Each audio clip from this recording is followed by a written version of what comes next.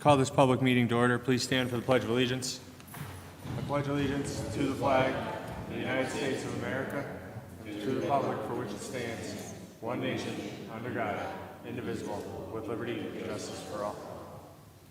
Please remain standing for a moment of silent reflection for our servicemen and women throughout the world, and also for those who have passed away in our community.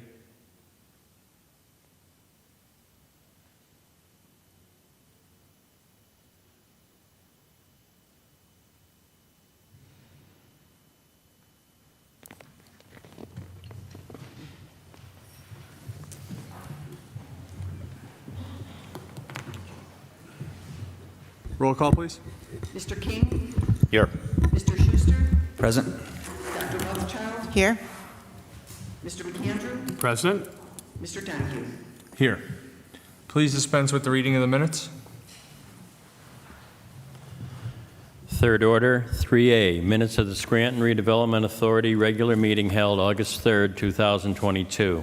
3B, correspondence received September 8th, 2022 from OECD ARPA Director regarding ARPA report for City Council. 3C, Single Tax Office City Funds Distributed Comparison Reports 2021-2022, year-to-date September 2nd, 2022. 3D, petition received September 6th, 2022 from Westonfield neighborhood residents to pave city blocks within surrounding area. 3E, minutes of the Civil Service Commission meeting held August 2nd, 2022. 3F, minutes of the Historic Architectural Review Board meeting held August 11, 2022. 3G, cumulative license permits report received September 9th, 2022 from OECD Director. 3H, OpenGov monthly report for August 2022 received September 9th, 2022 from OECD Director. Are there any comments on any of the third order items? If not, received and filed. Do any council members have any announcements at this time? I have two. So Saturday, September 24th at Weston Fieldhouse presents the Hometown Boxing. Doors open at 5 p.m. First fight is at 6 p.m. And secondly, Saturday, October 1st, North Scranton Neighborhood Association invites everybody to the Oktoberfest. It'll be from 5 to 8 at the VFW, number 25 on Rockwell Avenue. Donation is $20. It includes food, refreshments, and entertainment. And, you know, I got a little backup on this. The money that they raise for this, they do a lot of great things. So in the years since their last Oktoberfest, we have hosted the following free events: a kids' Halloween party, tree lighting, a Christmas party, breakfast with the bunny. And they also, in addition to that, make multiple donations over the years with money raised. The St. Francis Soup Kitchen, Our Father's House, Kinship Kitchen, Mary Mother of God Parish, Neil Armstrong, they helped out with uniforms, book bags, coats, the Scranton Police Department, winter coats for kids, and the NEPA Youth Shelter. So it looks like this group of people do a lot of great things, and if you can, we should get out and support this. And that is all I have. Thank you. Do any other council members have any announcements? Yeah, I have one more announcement. So over the weekend, the Scranton Fire Department and the Police Department had a memorial event. So I'd just like to bring back to council a certificate and a flag. I'd like to thank the Scranton Police Department, the Scranton Fire Department, and EMS team that was on hand, especially firefighters Zach Fannin, Ed Smeeden, and AJ Samuel, and police officers Mike Morrison and Pat Van Wee. So on Sunday, September 11th, they participated in a memorial stair climb at Crunch Fitness, and they climbed 110 floors with the occasion of 9/11. They presented the city with the flag that flew at Alpha Company 102nd Infantry Regiment at their compound at the Horn of Africa, while Mr. Fannin, one of our members of the fire department, was deployed there. So it was an honor to attend the event. I'd like to thank them again, and I did bring our flag back to City Hall. So we'll see if we have a place to hang it indoors here. And great job, guys. Thanks for your service. That's all. Thank you. Do any other council members have any announcements?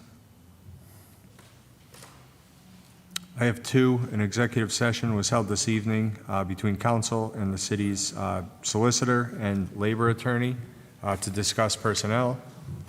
Also, next week at 5:45, we'll have a public hearing on the capital budget, which is on tonight's agenda. Mr. Voldenberg? Fourth order, citizens' participation.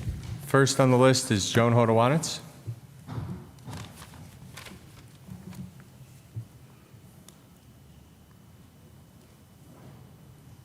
Joan Hodowanitz, Scranton. Speaking of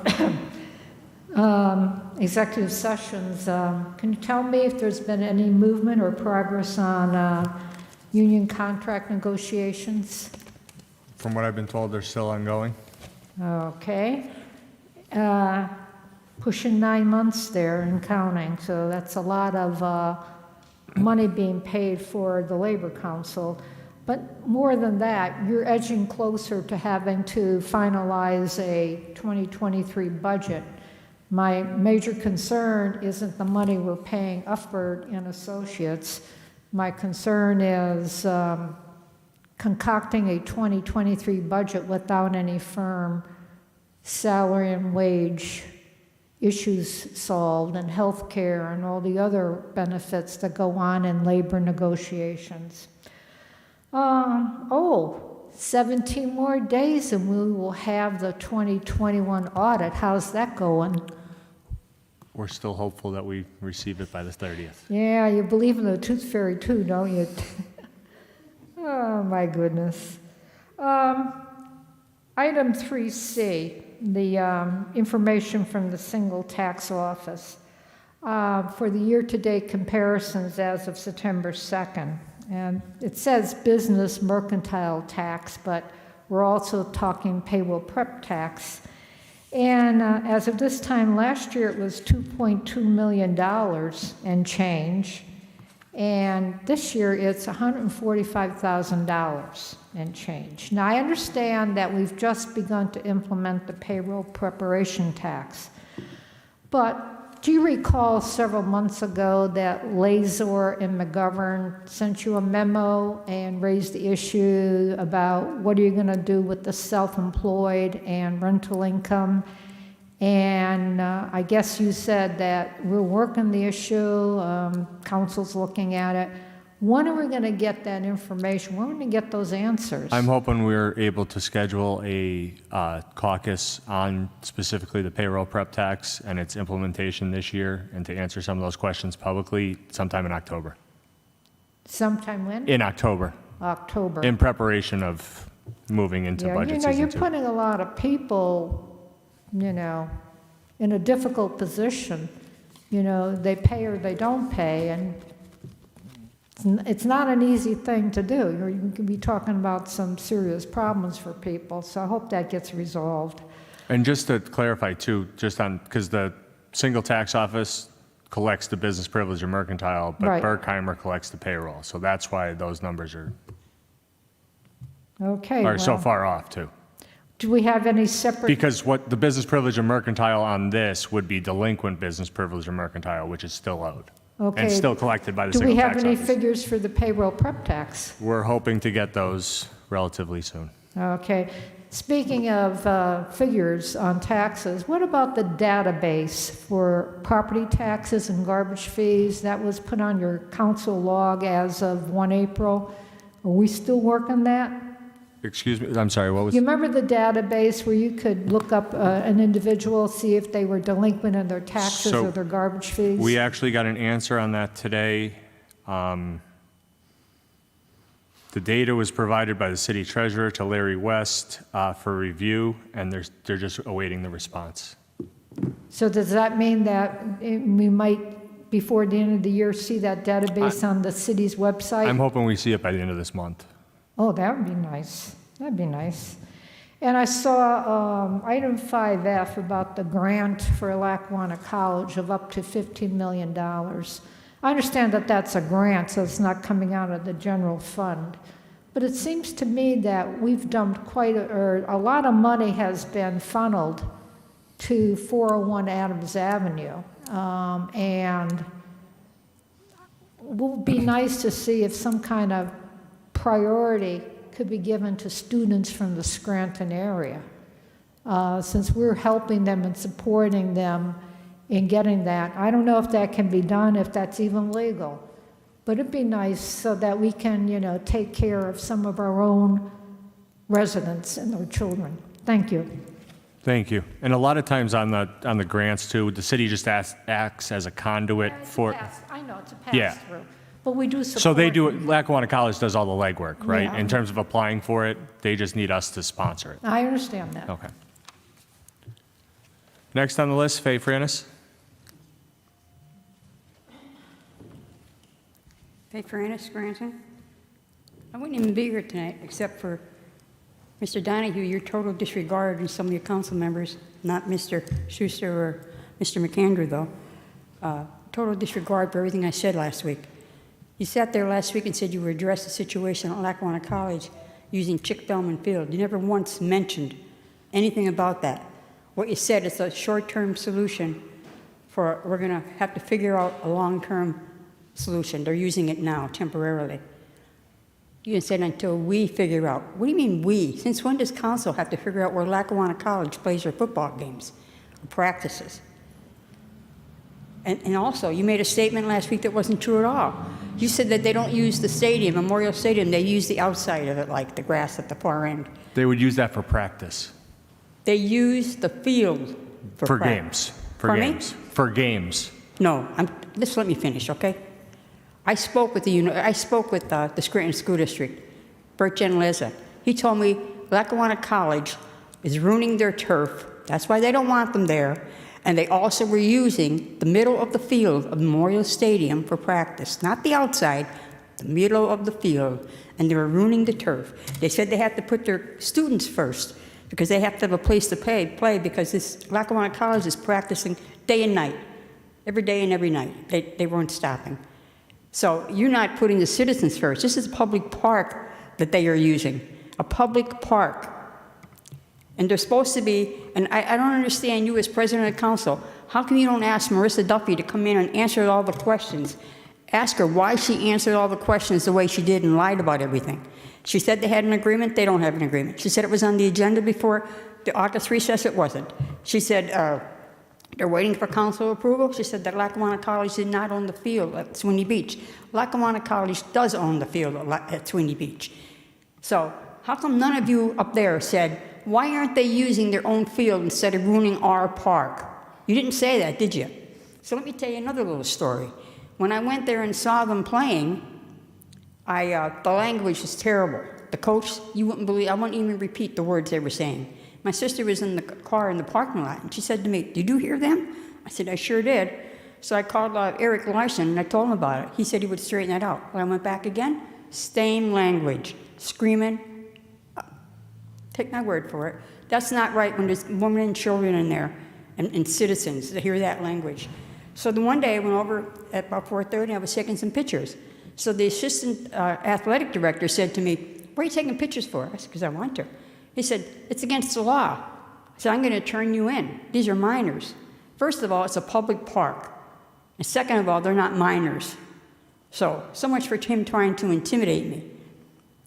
Didn't know that I did a right to know, and there's no agreement. So everything I gave you, all the information last week, Larry West said there was an agreement, that was a lie. All these things that Marissa Duffy said are lies, and you just let her get away with it. You don't say one word about she shouldn't have done that, or why did she say that, or why doesn't she know what her job is? If she doesn't know the right answer, she shouldn't have that job. But she did know. She did know there was nothing on the agenda, and she did know that Lackawanna College owns that field. And she did know that there was no written agreement, but she still lied about it. So she's a parks director. So the mayor is her boss, and the mayor is the buck stops with her. And nobody's doing anything about Marissa Duffy. So shame on you for not even calling that out and saying, why aren't they using their own field? Not a word about that, nothing. How about taxes? Are they paying taxes? Even the Scranton School Board said, they don't even pay taxes. I have a right to know and to see if they're paying any, but I didn't get it back yet. So, just let me check something else here.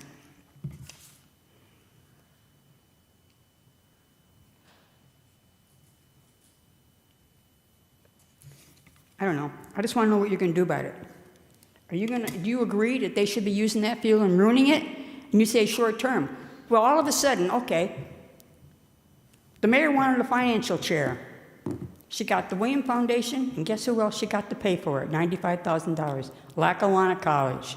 Come August, Lackawanna College doesn't have a field to practice in. Oh, we just gave them $50-some thousand. Let's see if we could use Chick Bellman Field. Not quid pro quo, that's just my opinion, but a little sneaky here. Everything is sneaky, it's a cover-up.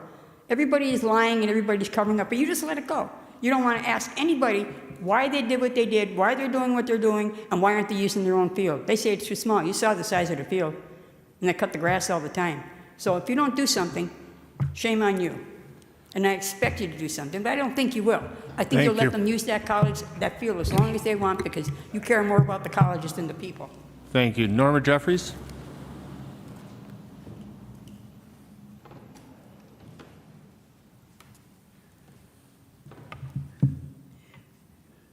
Good evening, Council. Norma Jeffries, Scranton resident. After talks like that, I think maybe I don't need to say what I have to say. But in any case, I wanted to come with a lot of thank yous tonight. Thank you for our first annual Electric City Flower Show. It was a huge success. I want to thank all of council members that were there that came over to greet us. And I want to it means a lot to us after all the work that we put into it to see that the residents, City Council, was there to support us. I want to thank all the citizens of Scranton that came to support us. And there were even citizens from New Jersey, Binghamton, New York. So it was just great to have those people there. So I thank you. I want to thank ECTV as well. They did a great piece on the flower show, the Electric City Flower Show. I keep wanting to say Philadelphia, but it's not. It's the Scranton Electric Flower Show. But if you get a chance to look at our ECTV, there's a great interview. I just happened to be on it. But it was great, talking about and interviewing the people that were there. And I must give a great big shout out to Pennsylvania Water Company. They supplied us with so much water. They ran out and they went and got more water for us because it was a very hot and humid day. So they kept us very hydrated, and I can't thank them enough for bringing that water for us. I mean, we did ask them to come, but we didn't think that we would need it as much as we did. I want to thank Mr. Schuster, Councilman Schuster, as well. I wasn't here last week, but I did listen to the rebroadcast, and I appreciate you with the street signs and asking, I think Mr. Voldenberg was going to send a letter to Larry West to find out the status of the street signs. I refuse to give up. I've called, they don't call me back. At least Mr. Preamble would call me back, but nobody calls me back. So I'm still so interested in the street signs. And the city of Scranton, I've been back here, I can't believe it's 5 years now. And I like the city, I love the city, I want the city to be better. So one of the other things, I think we had gotten a grant as we come out of Lackawanna Avenue in that part of, right next to the Radisson Hotel that's falling down there. I think we did get a grant for that, so I don't know why that's not being done. Do you want me to answer it now, or do you want me to wait till 5th? You can answer now, because I might run out of my stuff here. But also, as far as the city, we had people coming in for the flower show. We had the bike race. We had all these other things that the city and Scranton Tomorrow is out there bringing in things, and other divisions are bringing in things to the city, and we can't get our street signs. We can't get that part at the Radisson Hotel fixed. We are better than that. We are truly better than that, to let that wall. If it was any of your houses, you would have had it fixed by now. I'm sure you would not let that wall sit there like that. And if you had your house signs, you would have your signs up. So I want to thank you, Mr. Schuster, for following up on that, because they didn't follow up with me. I also wanted to thank Mr. Voldenberg and the office staff. A couple of people came up to me They said they can't come to city council and talk. I don't know why. But they came up and said, boy, what a great job they did for me. I called down there and I needed to know some emails. I needed to know this, that, or the other thing. And they said they were just so gracious in helping them. And I told them, I said, anytime I call, Frank is always there to help me, as well as the other staff members there. So just speeding on what was said last week about how helpful the office is, you know, I just want to add my thank you to the office staff as well as the other people in that I run into. So I know you probably hear it too, because I hear it as well. So I just want to thank you all, and next week I'll have my complaints. But now I just want to say thank you. Thank you. Next on the list, Lee Morgan.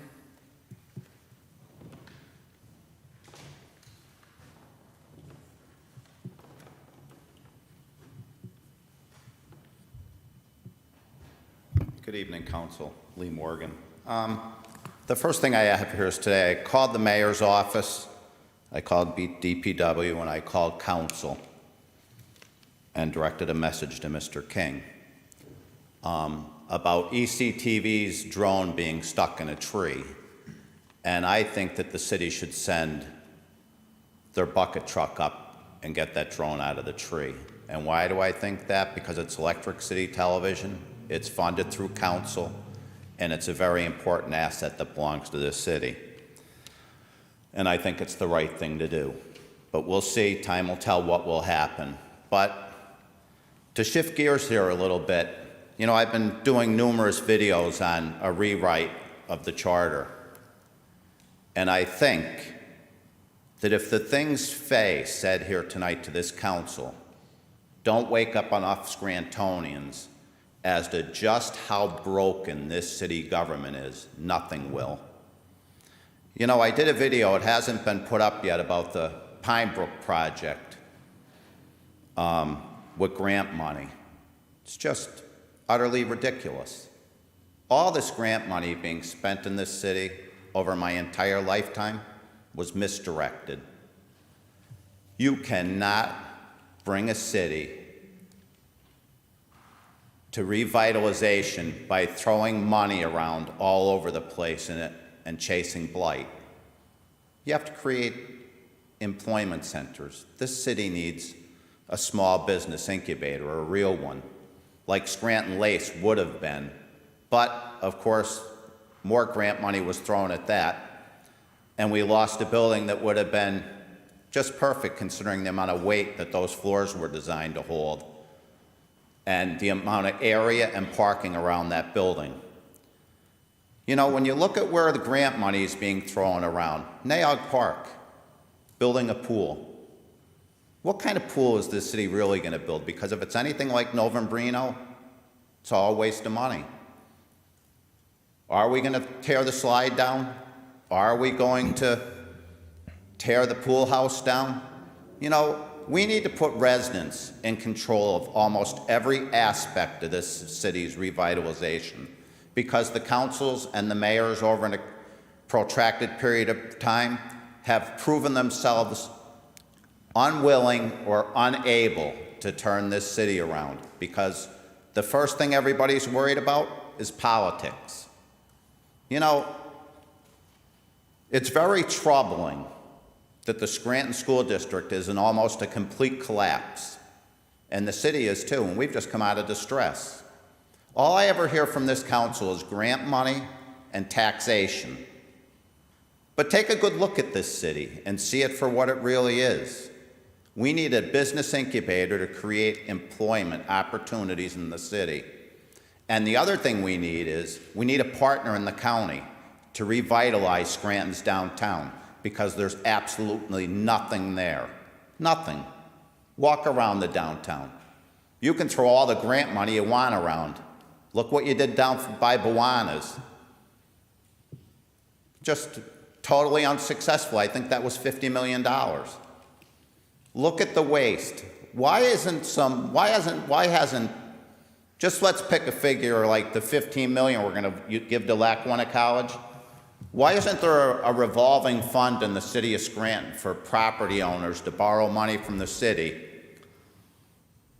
to repair their properties and start really doing something about the blight in the city? Why isn't there? And why, when we built this program, wouldn't the city take first position on the mortgage on that property so that the city would always get its money returned to it? Because we don't have a government by the people and for the people. We're getting money from Harrisburg, Washington, everywhere.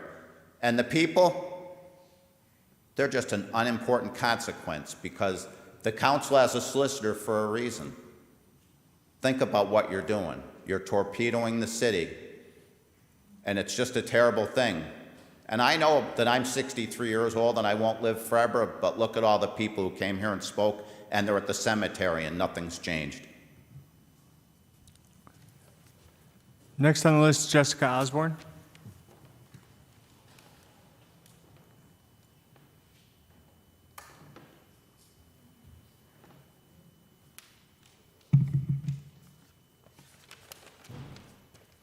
Hello, my name is Jessica. I was here back in November to ask you guys about a parking permit for the Brew Brewery that's going across the street from me. I know things have changed. Kyle, you're now president. Mr. King, you're on this now, and there's a new police chief. I did talk to Frank, corresponding with him through email and whatnot, asking him a status of what was going on. He told me that there was a police officer, Sergeant Justin Butler, that was in charge of this assessment. I question if he actually has to do this. Like, what kind of degree does he have? Is he an engineer? Like, is he qualified to do this? Furthermore, I went and I looked up the ordinance that you guys have here, and you're supposed to put in the newspaper that you're going to have this study to be done. It was not. I read that paper faithfully, did not see that in there. There's a lot of things that were overlooked. I feel like he only looked at Section A1 for the Section 439-66, Article 6, Chapter 439. That's what I'm looking at right now. There's a lot of things. There's a bus stop that is directly across the street. That's on here for consideration. I have Scranton Prep that uses a practice field. That's part of educational. That's on the street. There's a lot of no parking zones there. I don't have a driveway, and I'm sorry, I just feel like I'm being dismissed here, and this was not done properly. So I'm asking if you guys can reevaluate this and let me know why none of this was followed. So there was a study. Apparently. I remember you being here, but they did it, and then they denied your request. Apparently, it was more on the lines of in the email, like, oh yeah, by the way, you didn't qualify. Okay. I have no report, no official report. Again, you guys were supposed to put this in the newspaper to let everybody know in my neighborhood. Yeah, so that's not. Well, not you, yes. but I mean, Yeah, but I get what you're saying. The city is supposed to do that as an Yes. ordinance. It says right here, as you're shaking your head. I'm highlighting everything right here. If I'm wrong, please correct me and tell me here where I'm wrong and where in this ordinance is wrong. If it's not updated online or something, let me know. So could you leave your contact information with Kathy? Frank has everything. Frank has it? Okay. So but let us. Is there, can you So I don't have. I have another question too. How come you guys rely on the Scranton Police Department tremendously for a lot of stuff, and there's not one person here that represents them besides the person that's assigned here for duty? There's nobody here from them. Because when I ask about a traffic thing too, they said that they were the ones that control the traffic and it would be up to them. And I feel like you guys rely on them an awful lot, and there's absolutely nobody here to represent them. So we could put it in a request. Let me try to find out exactly why it was denied. I don't have the ordinance right in front of me either, but let me look into that, Yeah, and I appreciate that. I'll give you a call tomorrow or Thursday, okay? Yeah, or email me either way. It's easier to email me just with Okay. work-wise. I'm sure you guys understand that. Yes, So yeah, we can absolutely. correspond that way. That'd be great too. So Okay, I would appreciate that. Thank you very much, guys. thank you. Next on the list, Doris Kozlowski, sorry.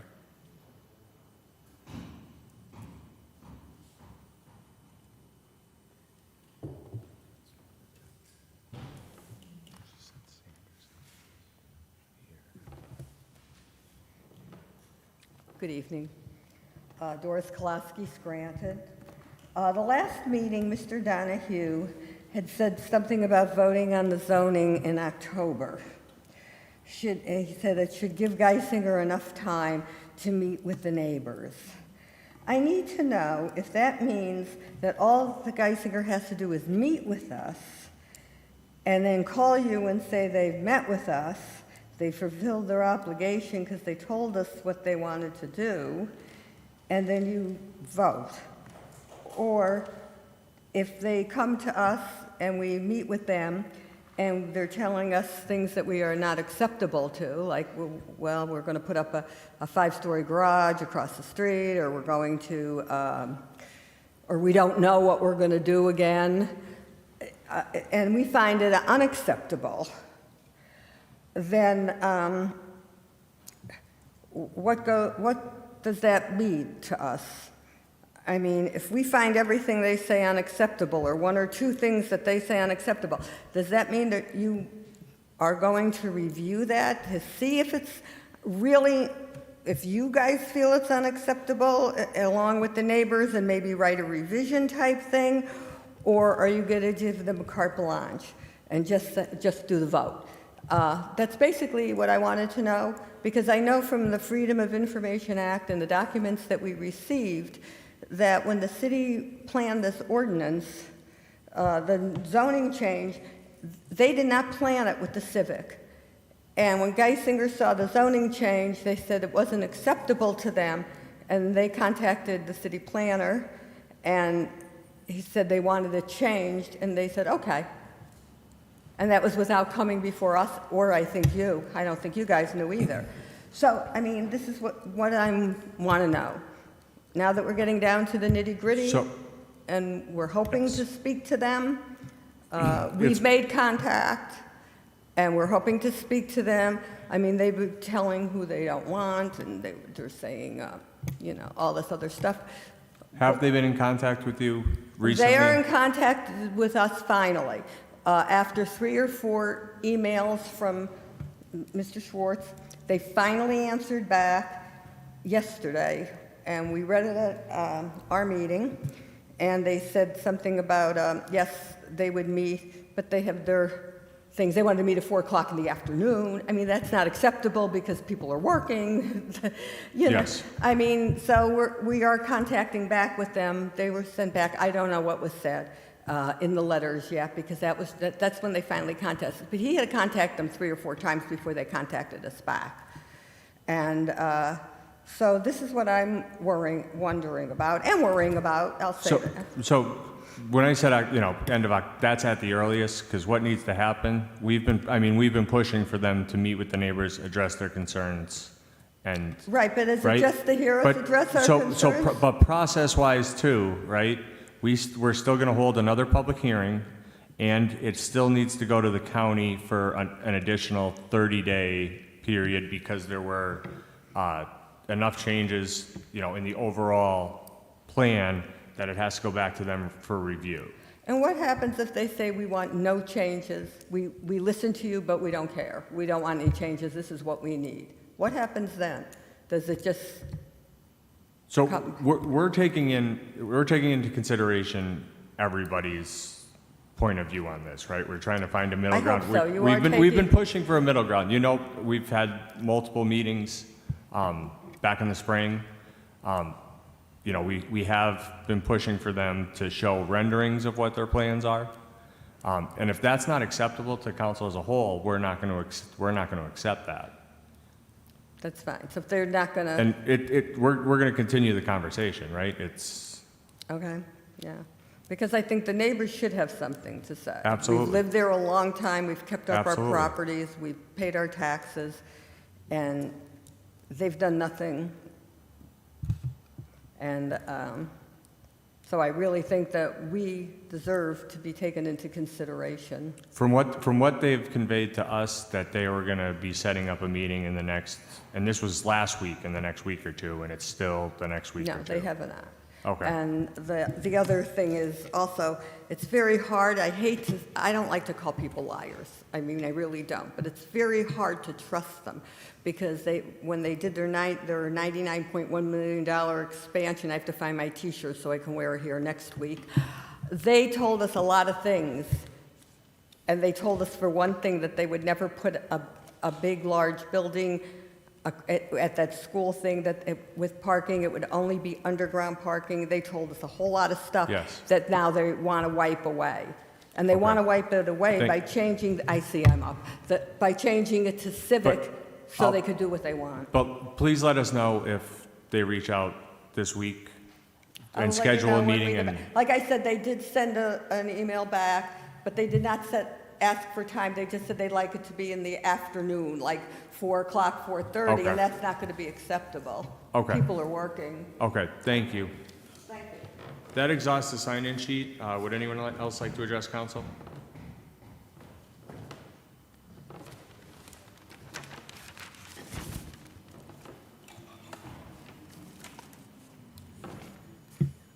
Good evening, Joanne Williams, city resident. I'm here this evening to speak once again on the Geisinger expansion. I have a few questions. One of them is one that Doris has asked. Is there any progress as to a date set for a vote from this body? And another thing is, has any one of you, with the exception of Jessica, taken the time to walk and talk with the residents of the blocks that Geisinger is targeting? When we vote you into those seats, we put our trust and rely on you to do what is best for our families of all the neighborhoods. Civic zoning is not for the hill section. We are and always were a residential community with beautiful homes and families that took pride in their homes and their neighborhoods, just like generations past. We have in our neighborhood Naog Park, one of the many gems in our city. Just imagine civic zoning by Naog. You go up to Mulberry Street, it's the gateway to the park. Imagine families, the elderly, the walkers, the children, trying to get to Naog with all that traffic, noise, pollution. These conditions will not be pleasing to Naog visitors. And I'm worried about Geisinger, and I've always have, taking over Naog Park. Now, I know from my grandfather that Naog was willed to always be a park. And I just want to reference to Mr. King. Mr. King, you were my superintendent when I worked at the Scranton School District. I know your number one priority was what was best for the children and the staff, and I thank you for that. Mr. Schuster, I worked with you too. You worked with special needs children, and your devotion and compassion to those children never went unnoticed. All I have to say, it's time to vote no to civic zoning and keep our neighborhood residential. It's time, Geisinger, they want to build their hospital or they want to improve, and I understand. But they need to comply with the neighborhood's needs. And Jessica, I want to thank you too for reaching out. Because that's what Scranton is. Scranton is our neighborhoods. Yes, it's our businesses, it's other things, but it's our neighbors that our neighborhoods that bring families and children. And I just have to remark about what one speaker said about our Scranton School District going downhill. My grandson is at Northeast Intermediate. How many generations? Wonderful school, wonderful teachers. I love this city, always have. I love my neighborhood. Please do not destroy it. Thank you. Thank you. Would anyone else like to address council?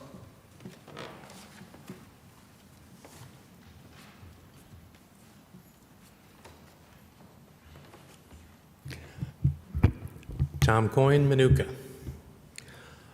In the news I noticed that there was another, even though it's a year or so ago, there's another police officer that was listed that evidently had custody issues, who is now on an 18-month home confinement, who is retired at this point after 30 years with pension and all the benefits. At the time when we're negotiating a new contract with the police union and the fire department, maybe there needs to be attention put to the responsibilities to that oath of office. This officer had some minor charges for carrying a baseball bat up and threatening his ex-wife over child custody, but what was mentioned in there, and I don't think he was charged with, is he also called 911 and made a false report. I understand that must be trivial to get 18 months sentence served at home and still retain all of your benefits, all of your pension, and everything from your years of service.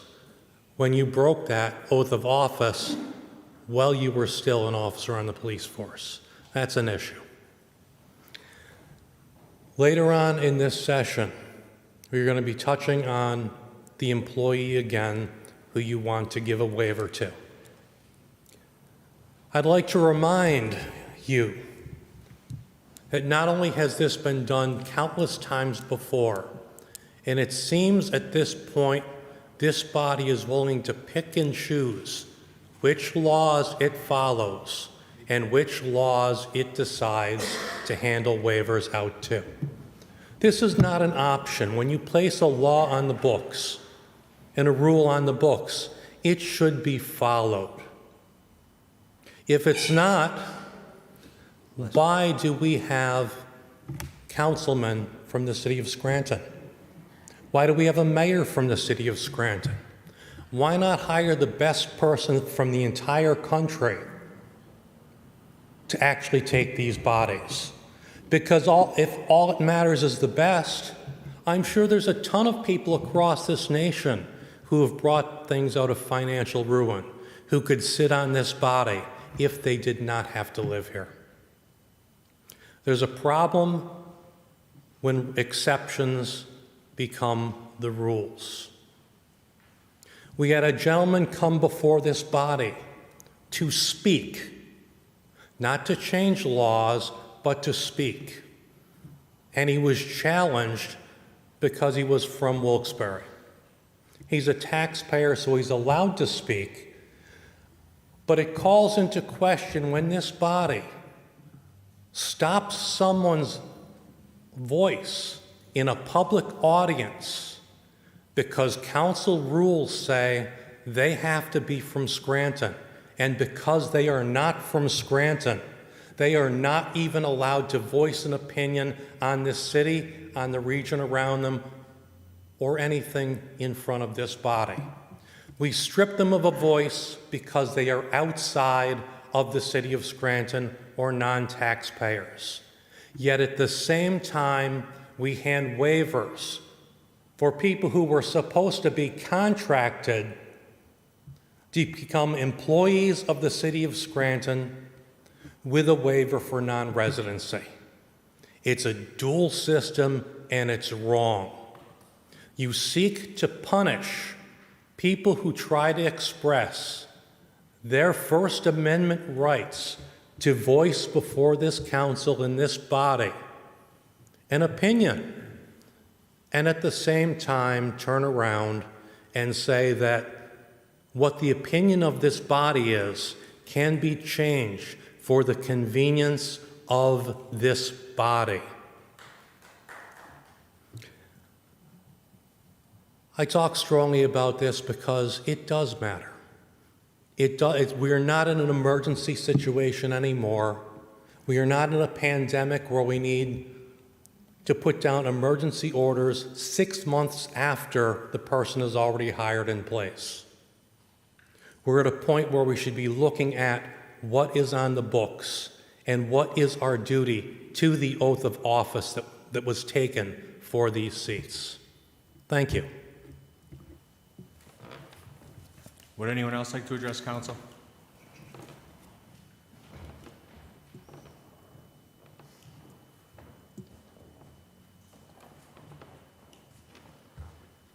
Good evening, Council. Dave Dobson, resident of Scranton, taxpayer. Once again, because of the importance of it, I feel obligated to speak about this proposal to have the dumps water, Dunmore landfill, dumped into the gorge, Nayog Gorge, about 3 or 4 miles from the Lackawanna River, and I hear all about the Lackawanna River. Well, if I really needed a drink, I would prefer water from the gorge than the Lackawanna River in the first place. And it's just ridiculous. Every time somebody decides they want something that we have to give it up. You know, we just have to give it up. Our wants don't mean a hill of beans to the billions that the landfill is raking in over the years. And people have become billionaires based almost solely on the landfill. So, I would hope that the mayor and I'll work a little more in the future, and council start to address this and address it very strongly, because I think they're just trying to sidestep monitoring their discharges. That's all they're trying to do. It'll be good, almost drinkable on the way out of the landfill one day, and then as soon as your back is turned, whoopee. You know, there's radioactive drilling cores being deposited there.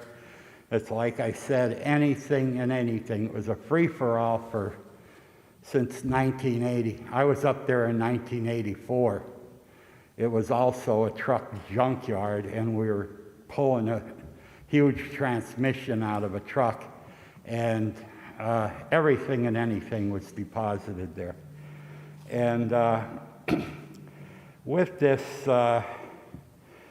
different things, I don't understand, changing the subject, why such a small college really needs a football team. You know, what is the point here? Why do they need this stuff that they're like a little tiny building with a handful of students, and they have to have a sports team, and you know, what are they trying to do here?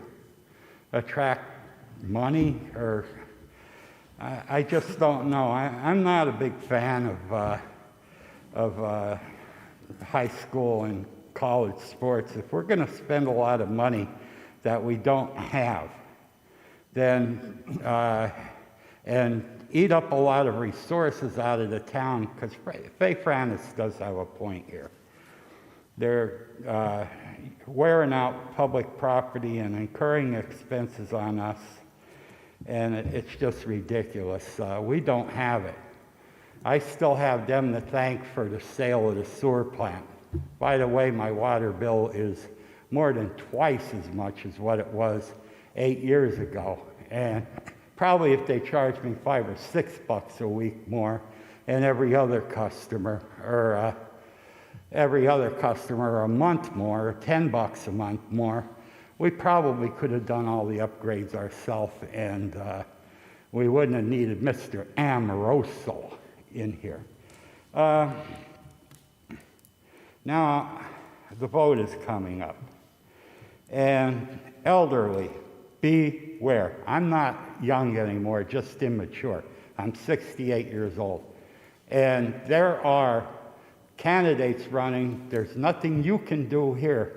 I don't know what Dr. Oz thinks, but they want to start re-legislating Social Security, Medicare, Medicaid. They had 60 votes to destroy Obamacare in 4 years. And we also have some constitutional amendments coming up in Pennsylvania. Every last one of them is about the equivalent of a drink of that water flowing out of the landfill. It is garbage. They stripped the governor of emergency powers Now they want to strip everything else and run it themselves. Only trouble is get them to agree for once. Thank you and have a good night. Thank you. Would anyone else like to address council?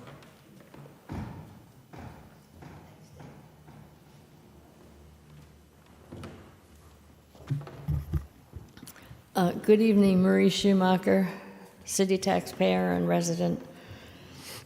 My first item for this week had waiting for the outcome of the meetings that have been held on the letter of Mr. Laser and McGovern. Do we have a time when that's going to be resolved? When what? I know there was a meeting held with Mr. Laser.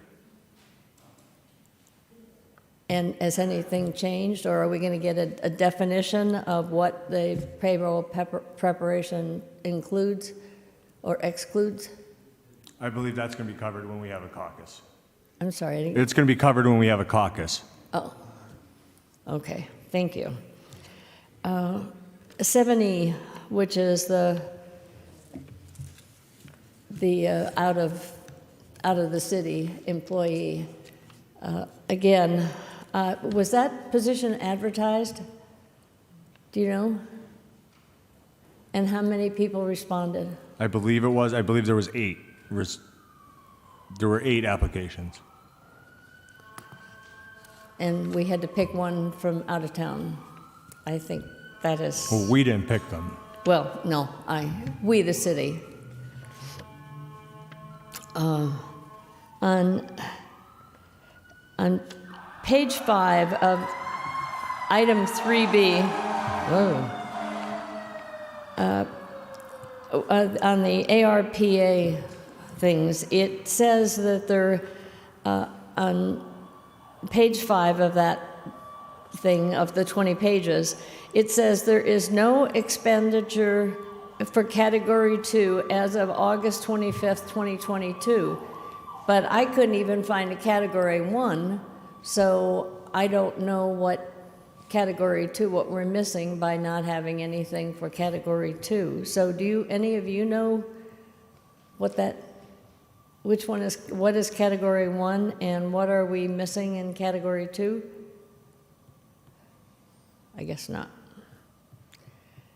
No, Okay. because there's no other ones that are classified as categories there, but we could get some clarification on that. Yeah, well, yeah. Okay, then moving on. Also, though, for 5B, it stated that I'm sorry, did you? So when I'm looking at this, Ms. Schumacher, the first slide on page 4, what's covered there is that Category 1, I would imagine. It's not labeled as such, but there's the chart on top and then the spending underneath, and then when you switch to the next one, that pie chart there, what's labeled there, I would take as Category 2 when it's saying no expenditures. And then as you switch through each slide, there's a pie chart with what expenditures for each of those slides. So it does appear that that's for what's covered on that slide on page 5. Okay, well... If that makes sense. It's not labeled, though. Yeah, it should be labeled, I believe. And also, it says that the Answer Advisory, which already has a contract with us on that ARPA, that they have engaged the Institute for Public Policy and Economic Development. Is this coming from the contract money they already have from us, or is that going to be an additional cost? And do we know how much that is costing? What page is that on? I'm sorry. If 5B, I don't know I didn't write the page number on that one, I'm sorry.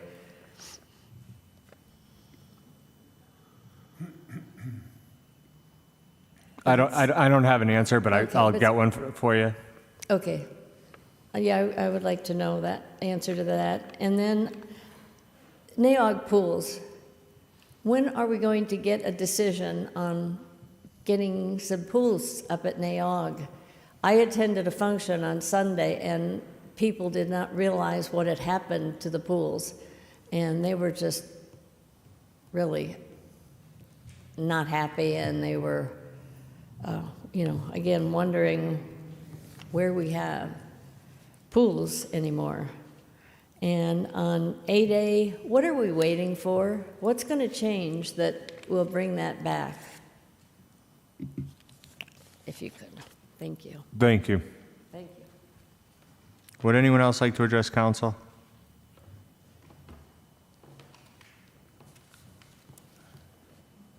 Mr. Voldenberg? Fifth order, 5A motions.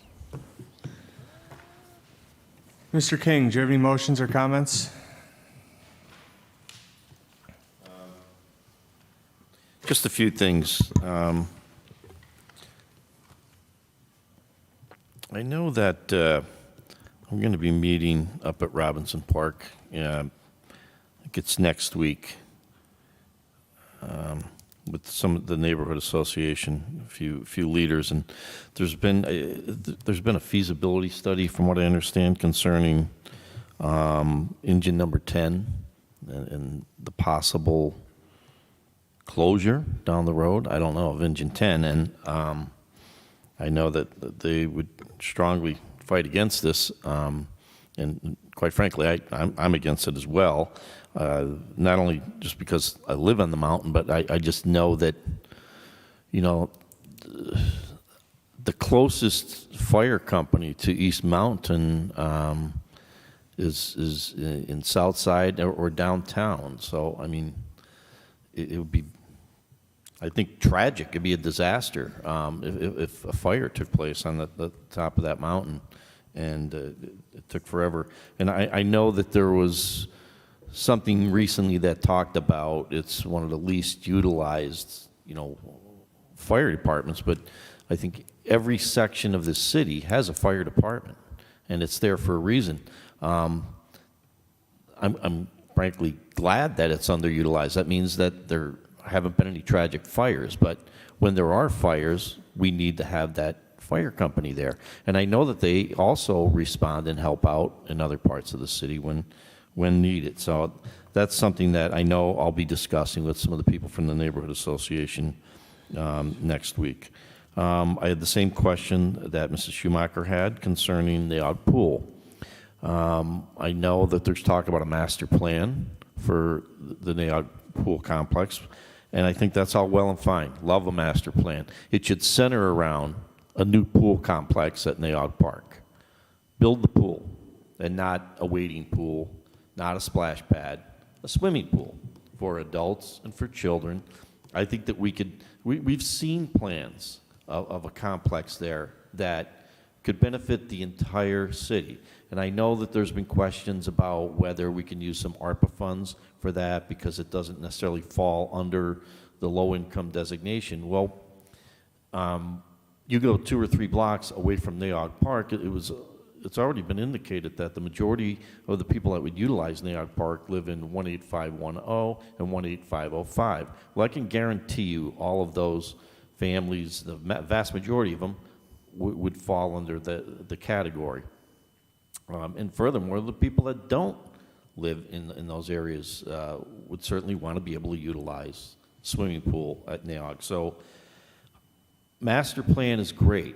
I think it's going to take a long time to do this master plan. We've already gone 3 years, I think, without a swimming pool. It's filled in up there. I want to see this pool moved along. I've only been on this council for just about 9 months now, but we've talked about it repeatedly.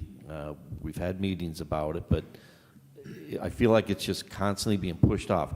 And I know that I'd be willing to say that we can legally use ARPA funds to help us build a pool complex up there. Also, I had on my notes here about the payroll preparation tax. I know that the city had met with Mr. Laser. They have not met with Mr. McGovern.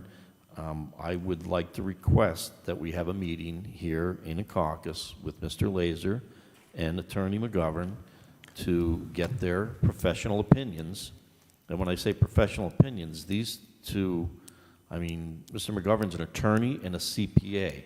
He used to be the attorney for the tax office. Mr. Laser has more letters after his name in terms of his education and experience and background having to do with tax law than anybody I know, and he serves on a multitude of boards for this city. So I think council needs to hear what their concerns are, because quite frankly, I'm concerned that if we continue to move forward with this PPT tax, and we end up having to go back and pay this money back, it's going to be detrimental to the city. So I think that it's important that we have that meeting sooner rather than later. Also, I don't like to bring up a lot of complaints that I get through the city. I try to forward them to Frank Voldenberg as I get them, and I speak to the citizens. But this one is just driving me crazy. It's near Mountain Lake. I've been complaining about this, and all the neighbors. I can't walk the streets. I can't go to the Waldorf. I can't go anywhere without people on me about this vehicle on Birch Street near Mountain Lake. It's been there.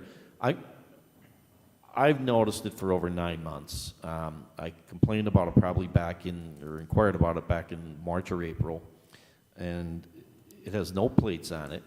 It's been abandoned. We all know that. Apparently, it's a leased vehicle that was just left there. And now there's even markings on the road from utilities that it's got to be, causing a problem for them to be able to do whatever work they need to do.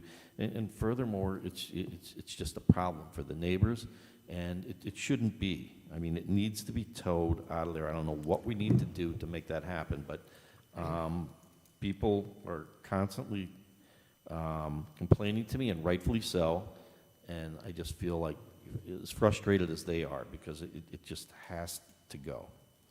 I spoke to an individual again today that had concerns about the Weston Field indoor swimming pool program that they are paying for, and I know things were scaled back on them in terms of, I guess there was a lack of lifeguards or whatever the situation was. Since then, they've gradually been increasing the number of days.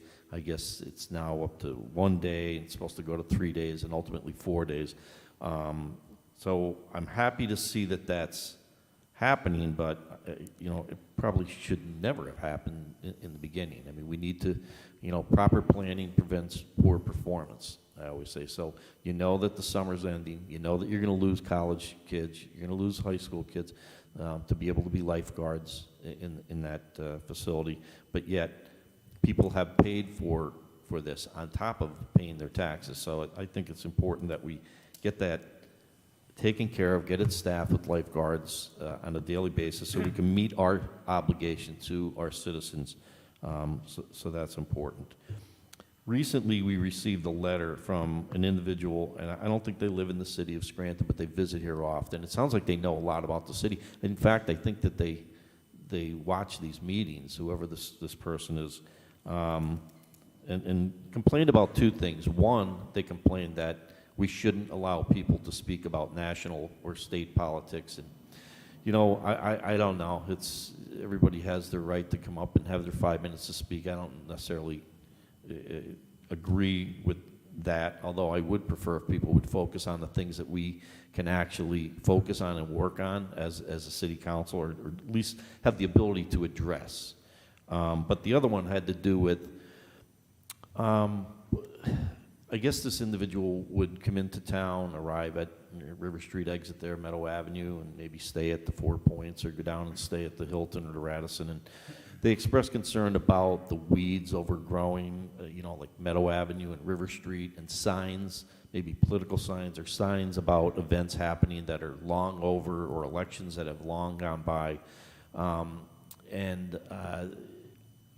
I agree. I've driven by there, and I think that it's important, not only at River Street and Meadow Avenue, but every entrance and throughout our city. So I spoke to Larry West today, who's kind of acting DPW director, and I asked him if we had a specific crew that was assigned to addressing those things, because it was mentioned earlier, Mrs. Jeffries mentioned, We have an Italian festival here. We have Electric City Flower Show. We have a half marathon. We have a marathon. We have a parade. We have people that are coming in and out of the city that are, parents attending colleges, the 5 colleges that we have in the city. And there's people coming and going into the city. We want to leave a good impression about our city. So I talked to Larry, and they do not have a specific crew that's assigned to just doing those types of things, cleaning up, the streets a little bit, weed whacking. I mean, that's a big issue. I told him if I could find an hour and a half, I'd be able to get down there and weed whack and just address it, clean it up, make it look like we care. And I think that's important for we as the citizenry here in Scranton, that, I care about our city. I want it to look attractive. I want outsiders, when they come here, to think, wow, this city is clean, it's well taken care of. So he told me that he would try to send the crew up there. He does work with Parks and Rec with some of the people to help assist with some of those things. So I would like to see down the road that we actually develop a department within DPW that is strictly assigned to addressing those issues throughout our city, to make sure that, weed whacking, garbage, that is areas of entrance to our city and throughout the city can be addressed. And the last thing I have, I mentioned something to caucus a couple weeks ago. It's something I still am interested in pursuing, is some type of ordinance about an AED requiring businesses that have, and I don't know what the exact number would be, but requiring businesses that at least maybe have 200-300 capacity to require them to have an AED available. I mentioned at the caucus a few weeks ago that I was at a place where someone passed away, someone died, and there was no AED available. I'm not saying that if the AED was there that the person would have lived. All I'm saying is that maybe there would have been, possibly. But I know that schools are required to have them, and there's training involved with that. And I know the costs of them are extremely expensive, but I think it's something I could ask our attorney, Attorney Gallagher, if we could look into something like that down the road. I think it would be beneficial and could possibly save lives down the road. That's all. Thank you. Thank you. Mr. Schuster, do you have any motions or comments? Yeah, I have a few. First, I'd like to start by thanking Mr. King for mentioning that letter. It was something that stuck out to me. I thought it was a good bit of outside criticism for someone visiting our city, maybe something that gets overlooked, but it was a good bit of constructive criticism. To start off, I'm waiting on some answers from questions I posed last week. I did raise a lot of questions, so I'm waiting to hear some of the answers on those. Mr. Voldenberg, if we could, since it was brought up in chambers tonight, if we could just follow up on the street signs, whether we're going to, general update, whether we're going to apply for more grants, if there's a plan moving forward, and get an update on what was completed already and where we're moving towards. So just to follow up on last week's. I did, Mr. Schuster. Mr. West advised that they're in between, the operation is slowed, they're in between grants, and that he would advise me this week. Okay, thank you very much. Also, Naog Pool. We were supposed to have a meeting prior to our break to discuss Naog Pool. That got sidetracked when we discussed the master plan. I again agree with Mr. King's comments tonight. Master plan would be, I would like to see us go in that direction, but I do think we need to have a discussion about Naog Pool. So if we could also reach out and see if we could get a discussion about Naog Pool and the master plan. What's a timeline look for a pool project, a pool presentation, and what's a master plan look like? So if we could reach out to the administration on that one. Some of the things also following up on last week, I asked about outside groups that work with our city. I'm still waiting on an answer for what we do to vet outside groups that our city is working with. I'm also waiting to hear on, what the administration sees as our relationship with neighborhood groups. Mr. King mentioned Robinson Park and the East Mountain Neighborhood Group. I know the Greenridge Neighborhood Association met last night, and just what is our relationship and how the administration views that relationship with these neighborhood groups, how they work together. I did get an answer from Mr. Coyne's question. about administrative leave, and the answer I received was 3 police officers, 1 person from the fire department, and 1 DPW member that's suspended without pay. That is all. Thank you. Dr. Rothchild, do you have any motions or comments? Yes, I have a couple here. First off, there was a complaint regarding a tree on the 1600 block of East Gibson Street where a branch had fallen on a nice day that wasn't windy at all, and it was quite a large branch, and over the years that branches have fallen from this tree and was considered a hazard and previously marked to be torn down and hadn't been. So I just wanted to thank DPW for their quick response in taking that tree down. I think they finished the work on that yesterday. So I know the neighbors were really appreciative of that. I had another complaint regarding a property that we brought up quite a while ago. I think back in March, it was condemned due to being a nuisance property. That's at 510, 512 Taylor Avenue. Well, it received a complaint now that it's being rented out again, and they were supposed to go through the process of being registered as a rental and inspected, and I'm just trying to find out if that's happened, if it's gone through that process, if it's allowed to be rented out at this point, if the condemnation was lifted or not. So, Mr. Voldenberg, if you'd be able to look into that property for me. I will, Dr. Rothchild. Okay. And regarding the use of Chick-Fellman Field, I would like to request additional updates on the utilization of that field by Lackawanna College. I believe they're working on an agreement in order for Lackawanna College to use that, but I would like to see that agreement if it's completed or once it is. And I don't think that there's anything wrong with us as a city partnering with the local colleges. I see it as a positive that we have so many colleges here within the city, and we should see that as advantageous. But we also need to make sure that our property is taken care of and well maintained. So I certainly want to ensure that. And I received another complaint about 417, 419 Harrison Avenue, that they're continuing to leave their garbage out throughout the week and not bringing it back. So if that can be addressed. And I did receive a response. There was a property on the 600 block of Prescott Avenue that I had asked if that was on the demo list, and I was informed that it is on the next upcoming demo list. So I was happy to hear that. And I think that's everything that I have. Thank you. Thank you. Mr. McAndrew, do you have any motions or comments? I got a couple. So I received 2 complaints about blight. I checked our council report to see if they were either active or closed. So these are new ones. So one is 213 Prospect Avenue. Serious blight. There's a pool falling over, there's down trees, there's a porch off the back of the house falling down. I guess, the neighborhood groups have been talking about this. They reached out to the city and have hadn't any luck. So please send correspondence to the proper authorities for that one. And then the second one is, it's the rear of 928 Capouse Avenue in Roach Court. The potholes created by the gas company need to be filled.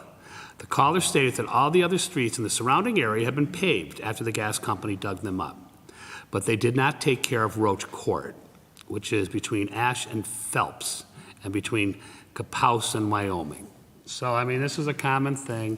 People keep coming to me, we keep bringing up, there was something introduced in third order because the utility companies that claim that they pave curb to curb, or they claim that they're gonna pave wherever they make their repairs, it's not happening. So once again, please remind the proper departments to take a look at these 2, and of course the one that we put in third order. I will, sir. And so recess is over. So before recess, we were promised a couple things. We were promised another meeting about the pool. And I can sympathize with Mr. King. He said he's here 9 months and he's heard a bunch of, different plans or the change of a plan or a master plan. I'm here 3.5 years. I've seen the original plan, the plan, and then the changing of the plan, and then now a master plan. So there's an old saying that I live by: if you fail to plan, you plan to fail. So the master plan I don't want to entertain until we have a pool. We don't need a Dorney Park, we need a pool. We all agreed upon it 3 years ago when these meetings initially started, and then all of a sudden there's a splash pad. And at this point, I just want a pool, a multi-generational pool, and then maybe a baby pool. Because guess what? We have a splash pad that's barely open half the time. I got more complaints about the beautiful splash pad at Novembrino that it's not consistently open. And also McDade Park, that pool's closing, and it's in great proximity of the city residents to utilize, because there's going to be supposedly a splash pad there. So please, let's see where we're at with the plan. I mean, the summer's over. We've exhausted another summer without any pool in sight. So I'm piggybacking with these two guys. Send correspondence. They got to come back and tell us what's going on. And then also we were promised someone from Rubicon to come in. All right. I know the two checks were just cut to pay them. We were told there's some data collection happening, but I need that confirmed to me, because last year when this was presented to us, I voted no for it because we were told it was going to reap $1 million in savings with redirection of the routes and these old cameras that were supposed to collect data. I don't believe much data was collected. And we were told before recess they were going to come in. They did not. Then we were told after recess they were going to come in. I asked again for a date today, just so you know. Well, I know we keep asking, but they need to come in. We spent a lot of money, and sometimes spending money doesn't save us money. They need to prove that, the two checks we just cut for them is justified. And that is, I'm sorry, Mr. Voldenberg, Pike Street. We've been talking about this all summer, you and I. You've been doing a great job. And the issue with Pike Street is, excuse me, there's multiple potholes. And they're dangerous, and they've been promised to be paved for years. Patched. The street has been promised to be paved for years. And I know that you were in contact with OECD and DPW, and it's been confirmed, correct, that it's going to be on the paving schedule for next year. But these potholes need to be taken care of. They're very dangerous, and I know we're waiting for a tentative date, but it's been a couple months, so I think they should be able to have a date for us soon. I'll firm up a All date, right? sir. Please remind them. And that is all I have. Thank you. Thank you. Just to touch on what Ms. Jeffries brought up about the Lackawanna Avenue wall. The last time you brought this up, I believe in July, we sent correspondence. So the grant was awarded through the county Office of Economic and Community Development. We sent Frank sent an email to that department, and we got a response back that the project was awarded in the amount of $351,000 in 2019. The delay in this project is that it's not nearly enough funding to accomplish the entirety of the multimodal project presented, which included movement of the bus stop from the dangerous curve, installation of lighting and crosswalk, installation of sidewalks where there are currently none, and demolition and repair of the retaining wall to include a setback that will allow the sidewalks to be installed. Excuse me. At that time, the estimates provided for cost of over $750,000 for the whole project. Lackawanna, and it goes on to say Lackawanna County is willing to and wishes to initiate a transfer of this awarded contract to the City of Scranton for you to apply for the additional needed funding, as we had written and submitted these applications as a courtesy and in the spirit of working together. So once we got this response, Mr. Voldenberg forwarded this along to Larry West and also the OECD department, and I don't believe we've gotten a response yet, have we? Not as yet, sir. So would we be able to follow up on that tomorrow and see where they're at in terms of applying for or funding the rest of that project? We did receive an acknowledgement, but not a time frame. I'll follow up. Okay.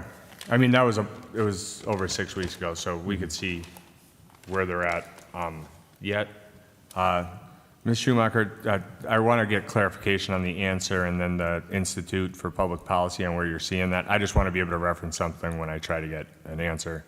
And then on 8A, why is this taking so long? So from my understanding in the past, before a new zoning law ordinance was even sent to council, there'd be public hearings, public meetings involving the planning board, so on and so forth. That did not happen. So the first time anyone saw this, including us, was when we got it. So this council, we've been trying to be open to have discussions with different neighborhood groups and different organizations that might have some interest there, and we're trying to find middle ground. So that's why it's taking so long. In the past, I guess, from what I was told when it was done 30 years ago, that they took over a year to taking in public comment and trying to work out these things. That's what we're trying to do. We're not just going to jam it down anyone's throat. I mean, these are going to have long-term implications on a lot of these neighborhoods. So we're trying to find middle ground. That doesn't mean we're going to jam anything through. We're trying to have a conversation and see if, there could be something figured out where everyone might not be happy, but they might be acceptable to it. And I think that's the goal here, is to try to see because this is going to affect us all. So we want everyone to be involved in it. And that's all I have for this evening. Mr. Voldenberg? 5B for introduction, a resolution, reappointment of Andrew T. Lizella, Ph.D. of 505 Colfax Avenue, Scranton, Pennsylvania, 18510, as a member of the Board of Ethics for a term expiring on August 31st, 2027. At this time, I'll entertain a motion that item 5B be introduced into its proper committee. So moved. Second. On the question? All those in favor of introduction signify by saying aye. Aye. Aye. Opposed? The ayes have it, and so moved.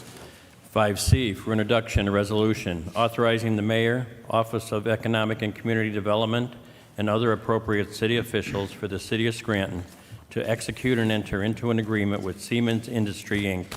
to provide heating and cooling software upgrade to City Hall and Weston Fieldhouse. At this time, I'll entertain a motion that item 5C be introduced into its proper committee. So moved. Second. On the question? On the question, Solicitor Gallagher, could you just please review this agreement, make sure that we've gone through it with due diligence to make sure all the language here is acceptable, and then if you could check just to make sure the language of the micro purchase threshold is correct? No problem. Thank you. Anyone else on the question? All those in favor of introduction signify by saying aye. Aye. Opposed? The ayes have it, and so moved. 5D for introduction, a resolution ratifying and approving the execution and submission of the grant application by the City of Scranton to the Pennsylvania Department of Community and Economic Development local share account for up to $190,000 for renovations to the Billy Barrett Park in the Manuka neighborhood of Scranton. At this time, I'll entertain a motion that item 5D be introduced into its proper committee. So moved. Second. On the question?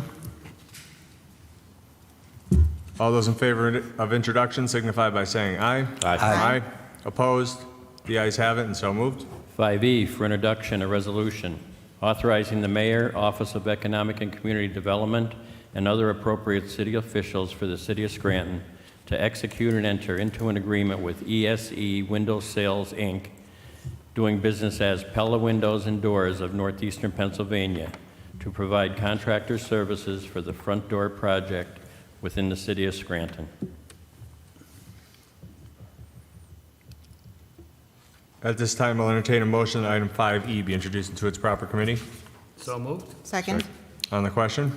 On the question, also Solicitor Gallagher, can you take a look at this agreement, review, make sure we're... No problem. using due diligence. Anyone else on the question? All those in favor of introduction signify by saying aye. Aye. Opposed? The ayes have it, and so moved. 5F for introduction, a resolution ratifying and approving the execution and submission of the grant application by the City of Scranton to the Community Development Block Grant Program CV funding through the Department of Community and Economic Development for up to $15 million to be used by Lackawanna College to establish a new workforce education and training center in downtown Scranton. At this time, I'll entertain a motion that item 5F be introduced into its proper committee. So moved. Second. On the question? All those in favor of introduction signify by saying aye. Aye. Aye. Opposed? The ayes have it, and so moved. 5G for introduction, a resolution authorizing the mayor, Office of Economic and Community Development, and other appropriate city officials for the City of Scranton to execute and enter into an agreement with Highland Associates to design and construction phase consultation services for restoration and repairs to the exterior of Scranton City Hall. At this time, I'll entertain a motion that item 5G be introduced into its proper committee. So moved. Second. On the question? On the question, Solicitor Gallagher, I'm also going to ask that you review this agreement. No problem. Thank you. Anyone else on the question? All those in favor of introduction signify by saying aye. Aye. Opposed? The ayes have it, and so moved. Sixth order, 6A, reading by title, file the council number 19, 2022, approving and accepting the City of Scranton capital budget for the year 2023 pursuant to Section 904 of the city's Home Rule Charter. You've heard reading by title of item 6A. What is your pleasure? Mr. Chairman, I move that item 6A pass reading by title. Second. On the question? On the question, I think I stated last week, there's several items that are included in the capital budget that I'm not in agreement with. I'm going to move it along prior to final passage in order to give it a public hearing, which is going to be scheduled on September 20th at 5:45 p.m. Anyone else on the question? I as well will move this forward, but I don't agree with a couple of things in the capital budget that we need to discuss further. One being buying another building and expanding City Hall, just, exiting out of Act 47. So when the time comes, we'll have that conversation. Anyone else on the question? I will just echo those sentiments as well. And it was mentioned, I believe, last week, and several of us expressed those concerns. So I'm going to want to hear more about that, learn more about that prior to final passage. Anyone else on the question? All those in favor signify by saying aye. Aye. Aye. Opposed? The ayes have it, and so moved. So I'd like to make a motion to table item 6A. Second. There's a motion on the floor and a second to table item 6A. This piece of legislation is the capital budget and is being tabled to allow for a public hearing to be held next Tuesday, September 20th, 2022 at 5:45 p.m. On the question? All those in favor signify by saying aye. Aye. Opposed? The ayes have it, and so moved. 6B, reading by title, file the council number 20, 2022, requiring the Scranton tax collector to waive additional charges for real estate taxes beginning in tax year 2023 under certain circumstances when notice was not received pursuant to Pennsylvania Act 57 of 2022.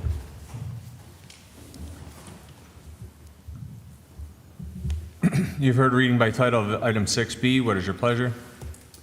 Mr. Chairman, I move that item 6B pass reading by title. Second. On the question? All those in favor signify by saying aye. Aye. Aye. Opposed? The ayes have it, and so moved.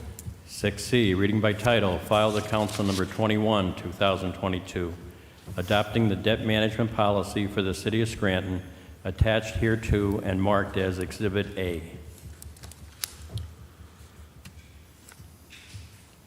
You've heard reading by title of item 6C. What is your pleasure? Mr. Chairman, I move that item 6C pass reading by title. Second. On the question? All those in favor signify by saying aye. Aye. Opposed? The ayes have it, and so moved. Seventh order, 7A, for consideration by the Committee on Rules for Adoption, Resolution Number 105, 2022, authorizing reappointment of Heather McCone, 341 White Birch Drive, Scranton, Pennsylvania, 18504, as a member of the Human Relations Commission for a 5-year term. Heather McCone's term is effective September 16, 2022, and will expire on September 16, 2027. As chairperson for the Committee on Rules, I recommend final passage of item 7A. Second. On the question? Roll call, please. Mr. King? Yes. Mr. Schuster? Yes. Dr. Rothchild? Yes. Mr. McAndrew? Yes. Mr. Donahue? Yes, I hereby declare item 7A legally and lawfully adopted. 7B, for consideration by the Committee on Rules for Adoption, Resolution Number 106, 2022, appointment of Michael McDermott, 1219 Stanton Street, Scranton, Pennsylvania, 18508, as a member of the Housing Appeals Review Board effective upon execution of the resolution. Mr. McDermott will fill the vacancy left by Charles Wotanis, whose term expired November 24th, 2018, and was held over. Mr. McDermott will complete the 5-year term that followed Mr. Wotanis and is set to expire November 24th, 2023. As chairperson for the Committee on Rules, I recommend final passage of item 7B. Second. On the question? Roll call, please. Mr. King? Yes. Mr. Schuster? Yes. Dr. Rothchild? Yes. Mr. McAndrew? Yes. Mr. Donahue? Yes. I hereby declare item 7B legally and lawfully adopted. 7C, for consideration by the Committee on Rules for Adoption, Resolution Number 107, 2022, appointment of Patricia Dunleavy, 815 Richter Avenue, Scranton, Pennsylvania, 18510, as a member of the Scranton Ethics Board effective upon execution of the resolution. Ms. Dunleavy will be replacing Stephanie L. Bressler, Ph.D., whose term expired August 31st, 2022. Patricia Dunleavy will serve a 3-year term, which will expire on August 31st, 2025.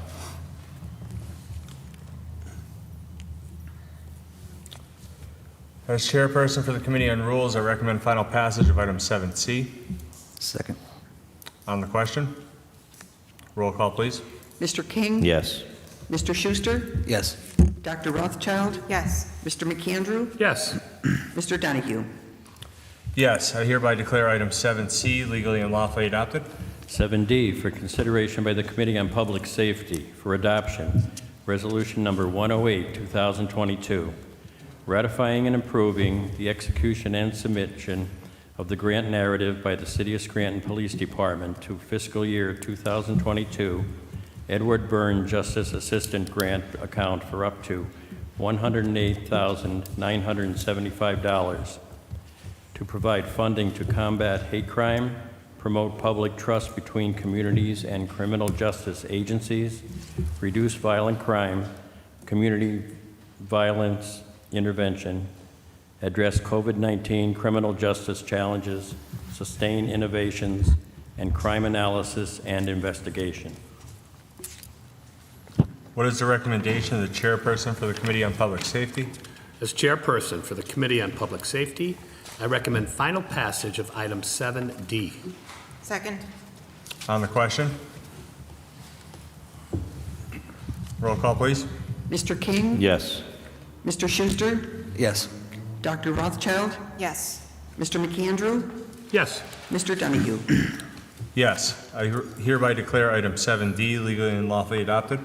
7E, for consideration by the Committee on Rules for Adoption, Resolution Number 109, 2022, authorizing the mayor and other appropriate city officials to waive the residential requirements for Melissa A. Saddlemeyer in her capacity as fiscal coordinator of the Office of Community Development for the City of Scranton. As chairperson for the Committee on Rules, I recommend final passage of item 7E. Second. On the question? On the question, so I've consistently voted no for residency waivers. And the reason being, number one, it's not fair and equitable for every other employee that works in the city, has to live in the city. And secondly, for a city with a population of 70,000 people, I honestly believe that we have talent that live in this city that have the skill set and the ability to perform these duties. So that's why I'm voting no. Anyone else on the question? Roll call, please. Mr. King? Yes. Mr. Schuster? No. Dr. Rothschild? Yes. Mr. McAndrew? No. Mr. Donahue? Yes, I hereby declare item 7E legally and lawfully adopted. 7F for consideration by the Committee on Community Development for adoption, Resolution Number 110, 2022, ratifying and approving the execution and submission of the grant application by the City of Scranton to the Pennsylvania Department of Community and Economic Development for funding up to $450,000 in partnership with Scranton Primary Health Care Center through the Community Development Block Grant Coronavirus Program as part of the Coronavirus Aid, Relief, and Economic Security Act, PL 116-136. What is the recommendation of the chairperson for the Committee on Community Development? As chairperson for the Committee on Community Development, I recommend final passage of item 7F. Second. On the question? Roll call, please. Mr. King? Yes. Mr. Schuster? Yes. Dr. Rothschild? Yes. Mr. McAndrew? Yes. Mr. Donahue? Yes, I hereby declare item 7F legally and lawfully adopted. 7G for consideration by the Committee on Rules for adoption, Resolution Number 111, 2022, reappointment of John J. Harrington, Jr., 102 Lilac Lane, Scranton, Pennsylvania, 18505, as a member of the Scranton Parking Authority, effective upon execution of the resolution. Mr. Harrington's term was held over. Mr. Harrington's 5-year term will expire June 1st, 2027. As chairperson for the Committee on Rules, I recommend final passage of item 7G. Second. On the question? Roll call, please. Mr. King? Yes. Mr. Schuster? Yes. Dr. Rothschild? Yes. Mr. McAndrew? Yes. Mr. Donahue? Yes, I hereby declare item 7G legally and lawfully adopted. 7H for consideration by the Committee on Rules for adoption, Resolution Number 112, 2022, authorizing reappointment of Paul J. Strunk, 3 Cross Drive, Scranton, Pennsylvania, 18505, as a member of the Human Relations Commission for an additional 5-year term effective upon execution of the resolution. Mr. Strunk's term expires on September 16, 2022. His new term will expire on September 16, 2027. As chairperson for the Committee on Rules, I recommend final passage of item 7H. Second. On the question? Roll call, please. Mr. King? Yes. Mr. Schuster? Yes. Dr. Rothschild? Yes. Mr. McAndrew? Yes. Mr. Donahue? Yes, I hereby declare item 7H legally and lawfully adopted. 8th order, 8A, file the Council Number 9, 2022. This piece of legislation is the updated zoning ordinance. It is tabled to allow for additional input and any changes. If there's no further business, I'll entertain a motion to adjourn. Motion to adjourn. Meeting's adjourned. Thank you.